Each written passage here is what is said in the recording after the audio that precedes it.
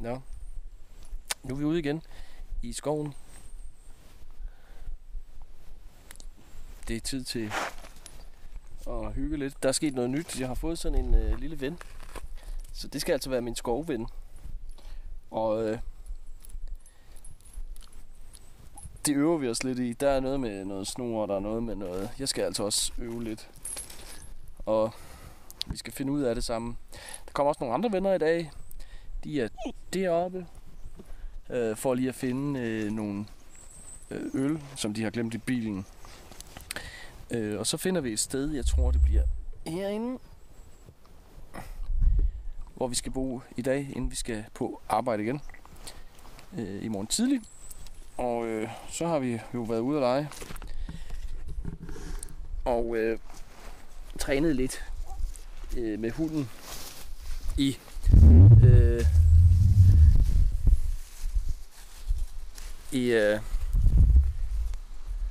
frihed, eller hvad hedder det? Det ved jeg ikke. Vi har måske trænet lidt i frihed, hunden og jeg også. Vi glæder os simpelthen så meget.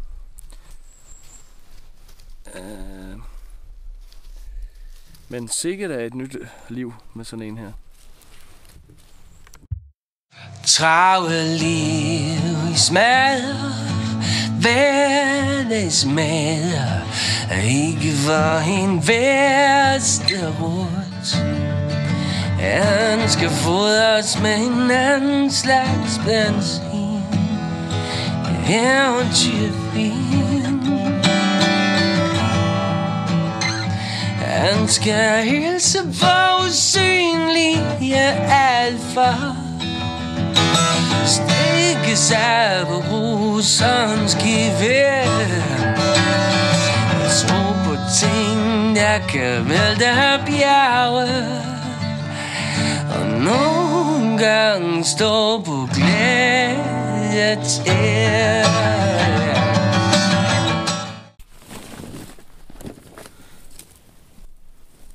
Ja. Jeg siger Market Trillbærer. Ja, det kan jeg faktisk. Helt varmt. Jeg skal have gjort et eller andet, fordi det virker meget følsomt. Ja. Fister? Meget, den godt kan... Fister? Nemt bare rundt. Nå. Fister? Det var godt. Kør på. Ja, det var godt. er godt.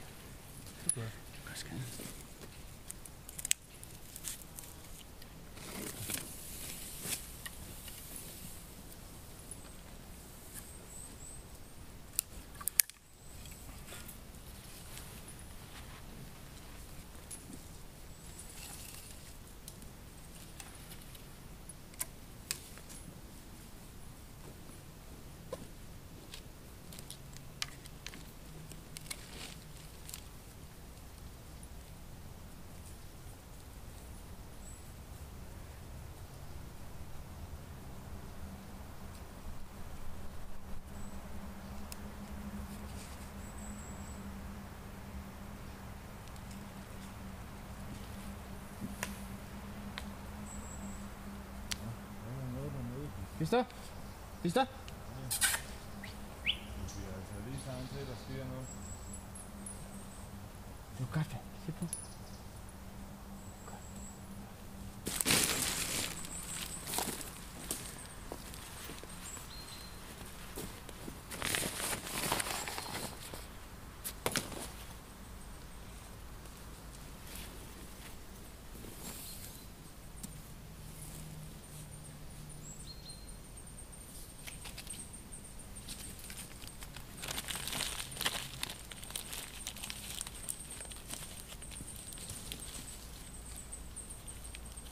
Det er der, hun er på øje på.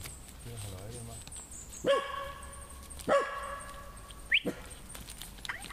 Fister? Det var godt. Se på. Du skal blive her, ikke?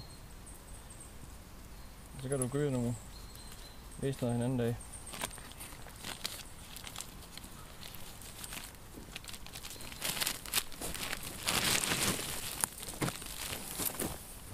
Det var en viking.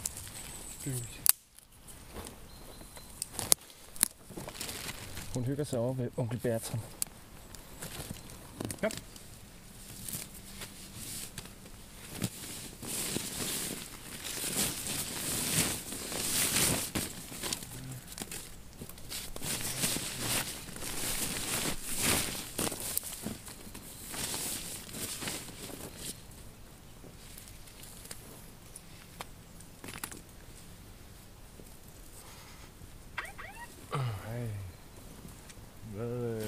Skal hun ned og se, hvad det er for noget? Hun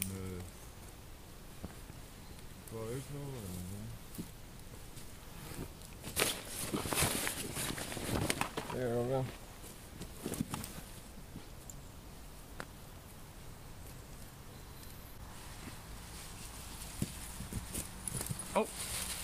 En lille skat der. Kom.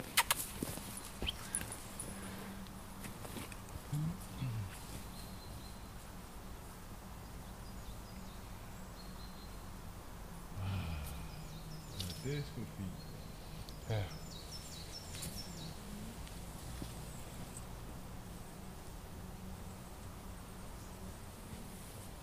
Hvordan kan du vide, hvor hårdt du må stramme snoren til myggenettet? Ja, det er fordi det er elastisk.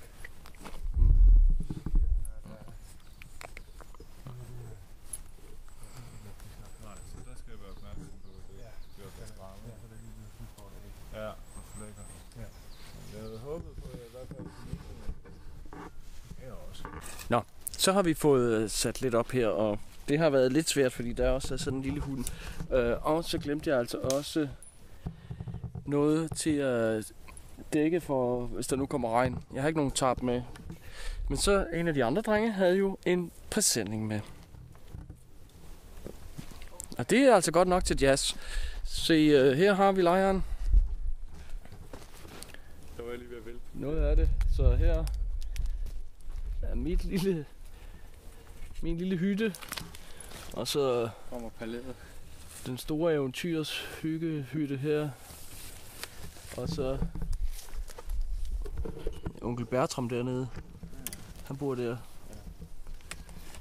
Og så har vi jo Fister der, som render rundt og er forvirrende at følge med i.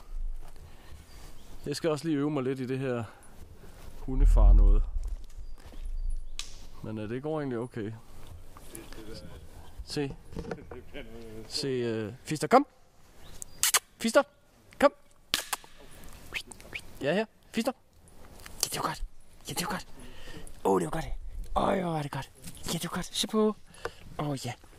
Det var godt. Ej, hvor fint. Hva? Hvor fint. Er du også glad for lejren her? Hva? Er du også glad for, at du skal bo her?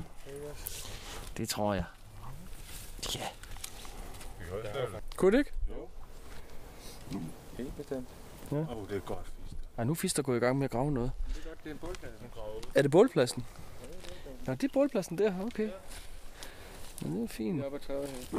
Ja, det er godt. Tænd sig. Det er bare Det er godt. Tænd sig. Nå, men det er en bille, den har fundet. Nej, det er sgu bi. Det er ikke så godt. Det er en jordbi. Nej, så er det niks. Det var en... Ja, det var en jordbi. Er der flere af dem, eller Det er bare, om der var indgang et sted. Det er jo helt nyt, at man sådan skal passe på sådan et lille dyr.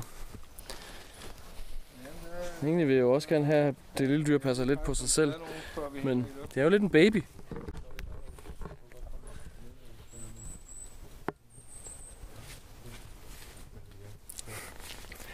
Nå, jeg har heller ikke nogen telefon med, så egentlig har jeg også fundet herud med et kort, jeg har tegnet, så jeg kunne finde drengene.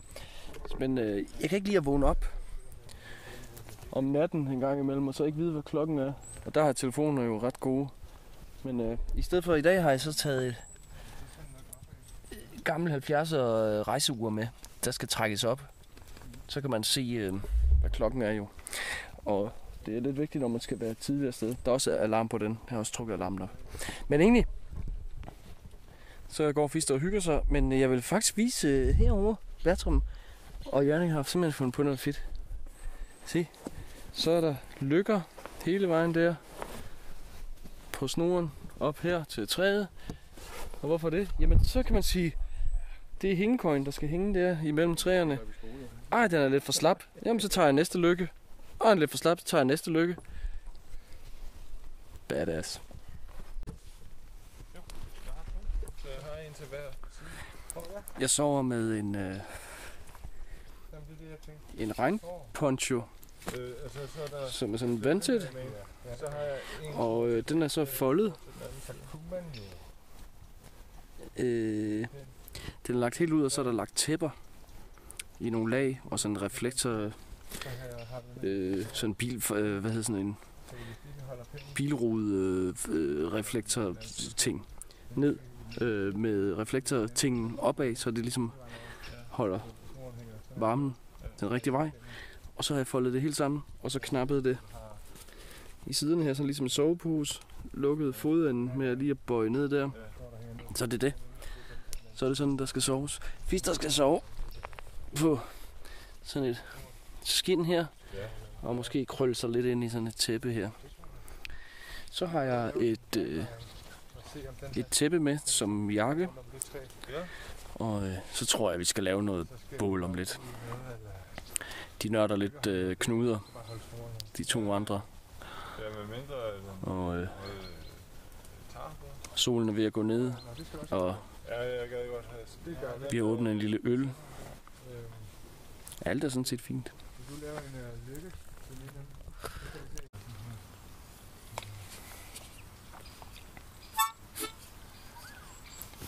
Jeg øver mig lidt i mundharmonika, det går af helvede. Hvad for en melodi skal jeg spille?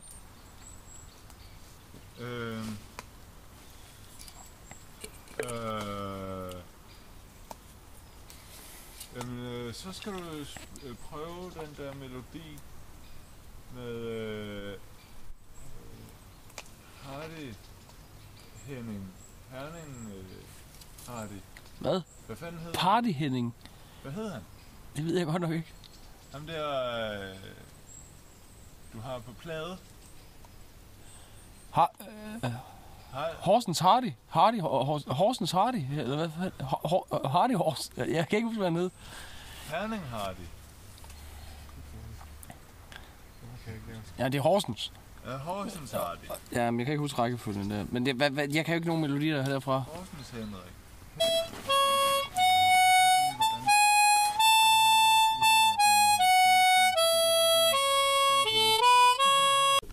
Det er helt nede på jorden igen. Nej, det er tæt på. Du falder ikke langt.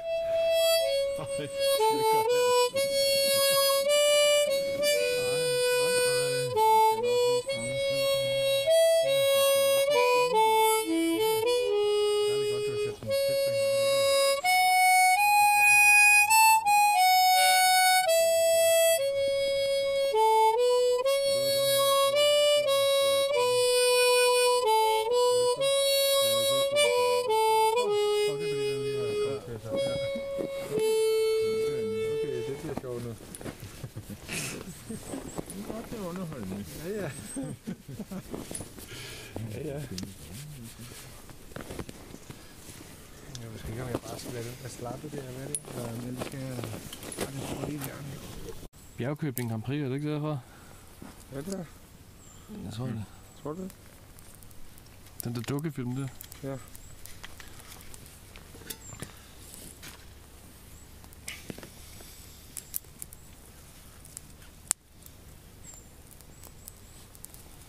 Ej, hvor holder jeg meget øje med min hund. Gør du også det, Bertram? Ja, det gør jeg. Det er ligesom børn. Ja, vi går ned i baghaven og ud af vores have og ned i skoven. Så holder jeg jo enormt meget øje. De løber ud i bækken og ud på den anden side af bækken og op ad bakken derovre. Så kan jeg ikke rigtig lige se dem mere. Så kommer de heldigvis tilbage. Ja. For helvede. Og når vi så skal hjem, så siger vi, så skal vi hjem. Og så løber Lulu væk. Ja. Nå. Så har hun altså lige... Så hvis det her det var sidste gang, så skal jeg virkelig så skal ud og opleve noget. Nå. Så løber hun ud i skoven, og vi ved ikke, hvor hun løber hen. Nej. Så løber hun ud og æder et eller andet, og hun æder så meget af det, som hun kaster op. når du kommer hjem. Nå, hvad var det? Ja. Nej. Hvordan er det?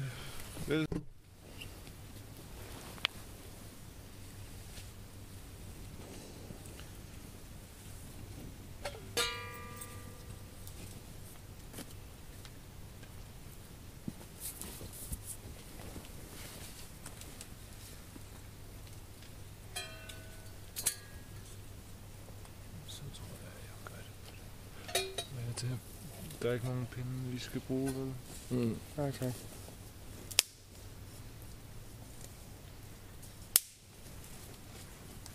Janik, hvad siger du til aftensmad? Jeg sætter tankjern over lige om et øjeblik.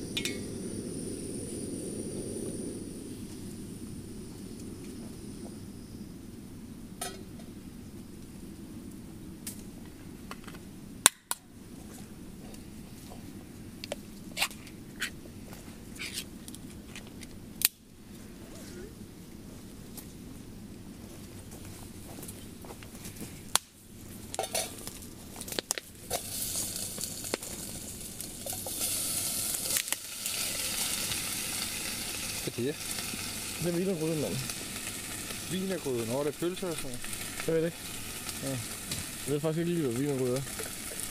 Nej, det er krydrede frikadeller med hvidkål og gulerødder og kartofler. Ja, for fanden.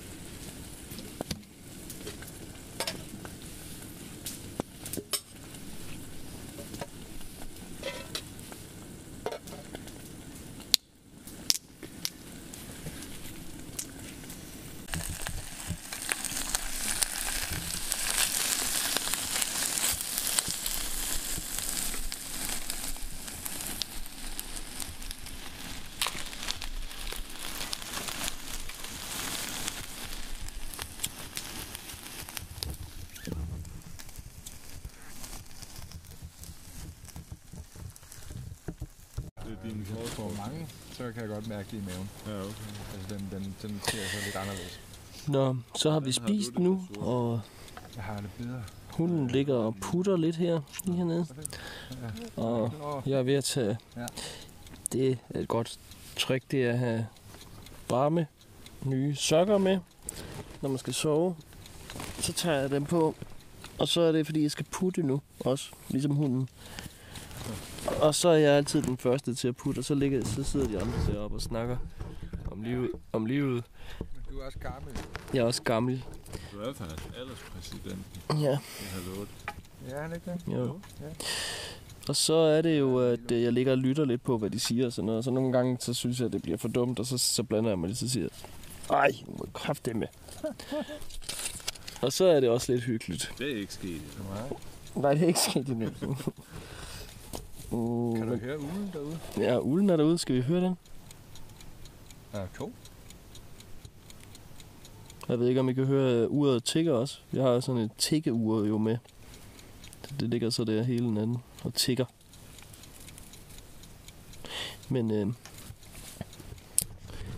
Lister og jeg, vi siger godnat. Der ligger den. Her ligger jeg. Ja, godnat derovre. Og der sidder de. Hej. Godnat. Godnat. Og så var det det. Ses i morgen. I morgen, Hallo? der starter det hele igen. Livet på ny. Og en ny dag skal findes inde i midten af det hele til noget eventyr. Men det må vi tænke på i morgen. Nu er det jo bare at lægge og lytte til skoven med varme sokker Alt er godt. Godnat. Travle liv i smadre, hverdagsmadre, ikke for en værste rut. Han skal fodres med en anden slags benzin, eventyrvin. Han skal hilse på usynlige alfa, stikke sig på russerens gevær, tro på ting, der kan vælte bjerge, og nogle gange stå på glædetær.